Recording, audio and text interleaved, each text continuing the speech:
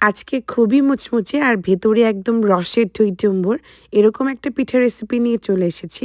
আসসালামু আলাইকুম everyone, welcome back to my channel. আশা করি সবাই ভালো আছেন। দেখে নিশ্চয়ই বুঝতে পেরে গেছেন যে এটা মুখপাকন পিঠা। আমি আমার মতো করে তৈরি করেছি, ইনশাল্লাহ আপনাদের কাছে সহজ লাগবে।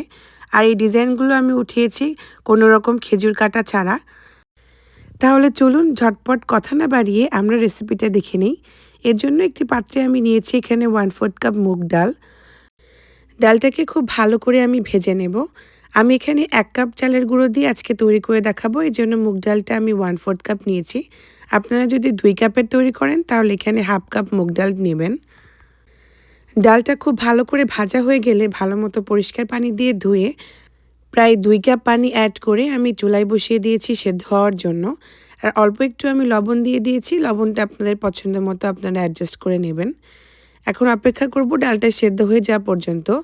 দেখুন পানি একটু অবশিষ্ট রয়েছে, বাট ডালটা সেদ্ধ হয়ে গেছে। এখন ওই পানির ভেতরেই আমি আরও 1 কাপ পানি দিয়ে ভালো মতো ব্লেন্ডারে ব্লেন্ড করে নিয়েছি। এখানে পানি আর ডাল মিলিয়ে মোট 1.5 কাপ রয়েছে। আপনারা চাইলে এখানে ব্লেন্ডারে ব্লেন্ড না করেও যদি চান পাটায় ডালটাকে বেটে তারপরে পানি অ্যাড করতে পারেন, তাতেও কোনো সমস্যা নেই। এখন আমি অল্প একটু ফুড কালার দিয়ে দিয়েছি যাতে কালারটা সুন্দর আসে। আপনারা চাইলে ফুড কালারের পরিবর্তে এখানে হলুদ গুঁড়ো ব্যবহার করতে পারেন। এখন যখন পানিটা খুব ভালো মতো ফুটে উঠবে সে পর্যায়ে 1 কাপ আমি শুকনো চালের গুঁড়া দিয়ে দিয়েছি। এখন শুকনো চালের গুঁড়াটা দিয়ে অনবরত নেড়ে একটা খামিরের মতো করে নেব।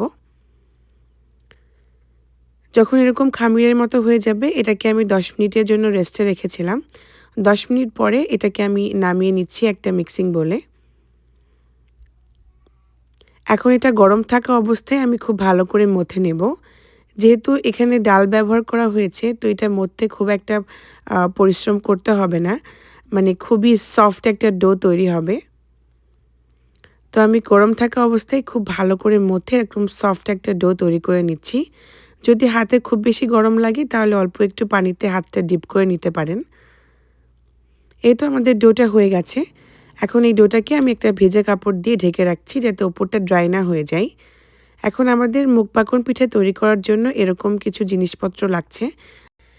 এখানে এরকম একটা স্টিলের টাইপের একটা লম্বা কাঠি নিয়েছি, সাথে একটা টুথপিক নিয়েছি, আর এখানে আমি একটা ক্যান খুব ভালো করে কেটে এরকম কাটার বানিয়ে নিয়েছি।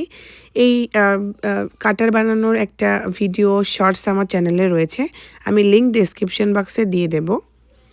এখন ওখান থেকে আমি অল্প একটু ডো নিয়ে নিয়েছি। ডোটাকে খুব ভালো মতো স্মুথ বল তৈরি করে এরকম একটা পলিথিনের উপরে রেখে এরকম বেলে নিলাম। ঠিক এরকম টাইপের মোটা রাখতে হবে।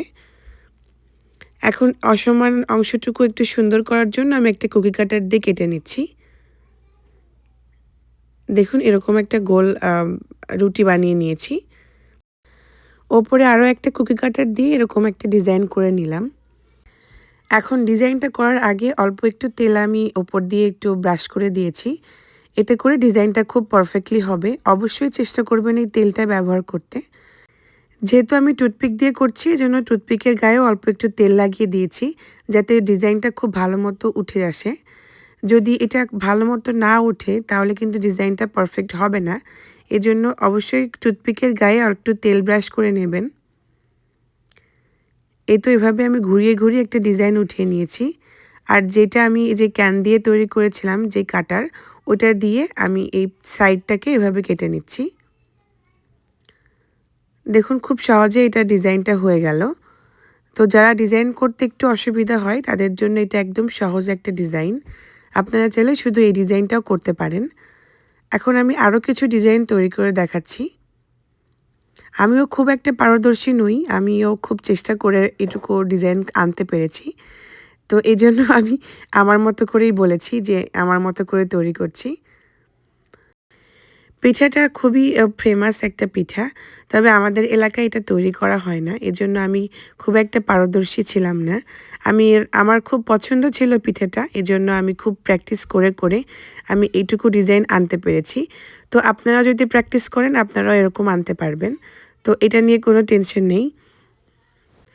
তো আরেকটা ফুল হয়ে গেল। এখন একটা পাতা তৈরি করে দেখাবো। এজন্য একটু বড় করে রুটি বানিয়ে নিয়েছি। আর মাঝখান দিয়ে এরকমভাবে একটুখানি ঘুরিয়ে পাতার শেপ দিয়ে নিলাম।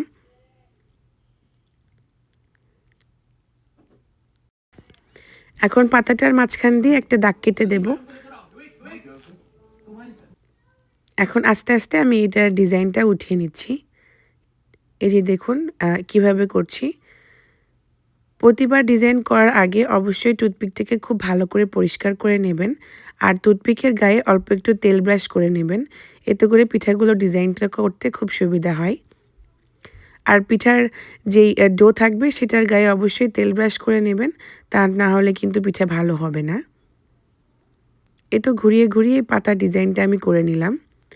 আর পাশ দিয়ে আমি যেই কাটারটা রেখেছিলাম সেই কাটার দিয়ে এভাবে কেটে নিচ্ছি।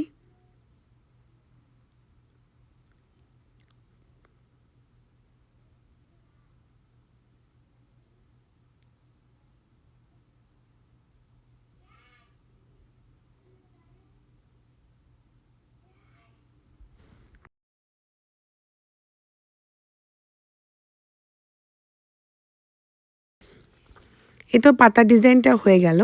এখন তৈরি করে দেখাবো ডালিয়া ফুল পিঠার ডিজাইনটা। এজন্য একটু বড় করে রুটি বানিয়ে নিয়েছি, তার উপরে আবার একটু তেল দিয়ে দিয়েছি। এখন টুথপিক দিয়ে প্রথমে একটা দাগ দিয়ে দিচ্ছি, আর চারিদিক দিয়ে ঘুরিয়ে এভাবে একটুখানি উঠিয়ে দিচ্ছি। দেখুন কিভাবে করছি। এই ডিজাইনটা করাও খুবই সহজ। খালি একটুখানি চাপ দিয়ে খালি উপরের দিকে একটু উঠিয়ে দিতে হবে। ঠিক একইভাবে পুরো রুটিটা জুড়ে করে নেব। বাকি আর কোনো ডিজাইন করা লাগবে না, শুধু একভাবে এরকম একটু পাতা উঠিয়ে উঠিয়ে ডিজাইন করে নিতে হবে।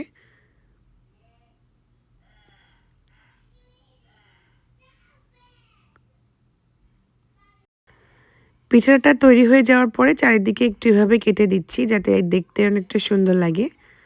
মানে যেটুকু পাতার শেপ রয়েছে তার ভেতর দিয়ে কোনাকুনিভাবে এভাবে করে দিচ্ছি। এই তো আমাদের ডালিয়া ফুল পিঠার ডিজাইনটা হয়ে গেল। ঠিক একইভাবে এখন আমি সবগুলো তৈরি করে নিয়েছি। তো আমার 1 কাপ চালের গুঁড়ো আর 1/4 কাপ ডাল দিয়ে এতগুলো পিঠা হয়েছে। এখন পিঠাগুলো ভেজে নেওয়ার আগে আমি আগে শিরা তৈরি করে নিচ্ছি। এর জন্য 1 কাপ চিনি নিয়েছি, সাথে দিয়ে দিলাম 1 কাপ পানি, আর একটু ফ্লেভারের জন্য 2টা এলাচ দিয়েছি। এখন একটুখানি ফুটিয়ে নেব। যখন এরকম একটা চিপচিপে টাইপের শিরা হয়ে যাবে সে পর্যায়ে এটাকে আমি নামিয়ে নেব। নামানোর আগে অল্প একটু লেবুর রস দিয়ে দিলাম, এতে করে শিরাটা ক্রিস্টালাইজ হবে না। আমি একটু রসালো টাইপের মুখ পাকন বানাবো, এজন্য আমি শিরাটা এরকম চিপচিপে রেখেছি। যদি মুখ পাকন পিঠাটা আপনারা অনেক দিন পর্যন্ত খেতে চান, সেক্ষেত্রে এই শিরাটা একতারে শিরা বানিয়ে নেবেন। এতে করে পিঠাটা অনেক দিন পর্যন্ত মুচমুচে থাকবে আর ভালোও থাকবে। তো আমি আজকে খুবই রসালো বানাবো, এজন্য আমি এরকমভাবে শিরাটা তৈরি করেছি। শিরাটাকে আমি একটা সাইডে রেখে দিয়েছি, আর এদিকে আমি আগে থেকে চুলায় তেল গরম করতে দিয়েছিলাম। তেল গরম হয়ে গেলে এখন পিঠাগুলোকে আমি ভেজে নেব। উল্টে পাল্টে পিঠাগুলোকে একটু মুচমুচে করে ভেজে নিতে হবে। পিঠাগুলো যত মুচমুচে করে ভাজবেন তত পিঠাগুলো অনেক বেশি মুচমুচে হবে আর ভেতরে রসালো হবে। তো আমি একটু সময় নিয়ে মুচমুচে করে পিঠাগুলোকে ভেজে নেব। আর চেষ্টা করবেন একটু ডুবো তেলায় ভেজে নিতে, এতে করে পিঠাগুলো অনেক সুন্দরভাবে ফুলবে আর খেতেও খুবই ভালো লাগবে। তো এই তো আমি উল্টে পাল্টে খুব ভালো মতো করে ভেজে নিয়েছি। যখন দেখবেন কালারটা একটু চেঞ্জ হয়ে গেছে, এরকম একটু লাল লাল টাইপের হয়ে গেছে, এ পর্যায়ে সরাসরি আমি পিঠাগুলোকে উঠিয়ে শিরার মধ্যে দিয়ে দেব। শিরাটা একদম 30 সেকেন্ডের মধ্যেই পিঠাগুলো সোক করে নেবে। এখানে শিরাটা মোটামুটি গরম রয়েছে আর পিঠাগুলো খুবই গরম। তো গরম পিঠা শিরার মধ্যে দিয়ে 30 সেকেন্ড মতো রেখে ডিপ করে এটাকে আমি একটা স্ট্রেনারের ওপরে উঠিয়ে নিচ্ছি, যাতে এক্সট্রা যেই শিরাটা রয়েছে এটা ঝরে যায়। এখন ঠিক একইভাবে আমি সবগুলো পিঠা ভেজে নেব আর শিরাতে ডিপ করে স্ট্রেনারের ওপরে উঠিয়ে নেব। যারা এই পর্যন্ত আমার ভিডিওটা দেখেছেন আর একটা লাইক করতে ভুলে গেছেন, তারা অবশ্যই একটা লাইক দেবেন আর সাবস্ক্রাইব করে আমার পাশে থাকবেন। ইনশাল্লাহ আমি পরবর্তীতে আরও নতুন নতুন ভিডিও নিয়ে আসার চেষ্টা করব। আর আপনাদের একটা লাইক আমাকে খুবই উৎসাহ দেয়, তো প্লিজ একটা লাইক করতে ভুলবেন না যেন। চেষ্টা করেছি খুব সহজভাবে রেসিপিটা তৈরি করতে, যারা নতুন তারাও যেন খুব ভালো মতো পারে সেভাবে আমি রেসিপিটা তৈরি করেছি। তো আমার এখানে 1 কাপ চালের গুঁড়ো আর 1/4 কাপ ডাল দিয়ে মোট 13টা পিঠা হয়েছে।